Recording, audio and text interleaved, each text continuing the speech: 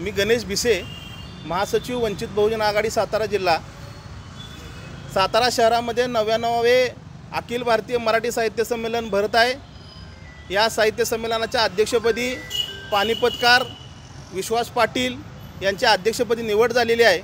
आम्ही सर्वप्रथम या घटनेचा निषेध करतो।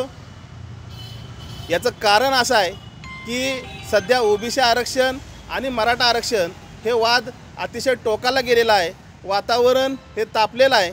एक साहित्यिक म्हणून विश्वास पाटलांनी एक सामंजस्याची भूमिका घेणं अपेक्षित होतं, परंतु विश्वास पाटील यांनी जाणीवपूर्वक तशी भूमिका न घेता समाजामध्ये तेढ निर्माण होईल अशा पद्धतीची भूमिका घेतलेली आहे।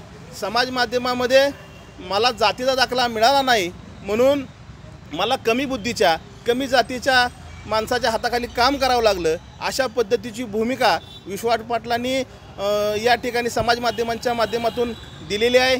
या घटनेचा वंचित बहुजन आघाडीच्या वतीनं आम्ही निषेध करतो। छत्रपती शाहू महाराजांनी जे आरक्षण दिलं ते आरक्षण यासाठी दिलं होतं की जो दुबळा घटक आहे तो दुबळा घटक सशक्त घटकाच्या सोबत हा राहिला पाहिजे, त्याला प्रतिनिधित्व मिळालं पाहिजे। ही भूमिका शाहू महाराजांची आहे आणि हीच भूमिका भारतीय राज्यघटनेचे शिल्पकार डॉक्टर बाबासाहेब आंबेडकर यांनी राज्यघटनेच्या माध्यमातून आपल्याला आरक्षणाच्या माध्यमातून ही दिलेली आहे। आम्ही आरक्षणाच्या समर्थनार्थ संपूर्ण राज्यामध्ये आहोत। मराठा आरक्षणाला आमचं समर्थन आहे, ओबीसी आरक्षणाला आमचं समर्थन आहे, परंतु हे आरक्षण देत असताना हे जातीमध्ये भांडण होता कामा नये। मराठा आरक्षणाचं ताट वेगळं असावं, ओबीसी आरक्षणाचं ताट वेगळं असावं, ही आमची वंचित बहुजन आघाडीची भूमिका आहे। आम्ही येथील संयोजकांना आव्हान करतोय की अशा जातीय मानसिकतेतील असणाऱ्या विश्वास पाटलाला आपण या ठिकाणी अध्यक्षपदासाठी बसवू नये।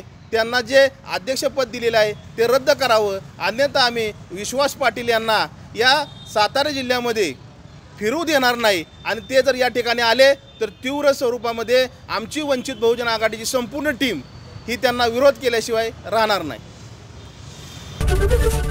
एबीपी माझा, उघडा डोळे बघा नीट।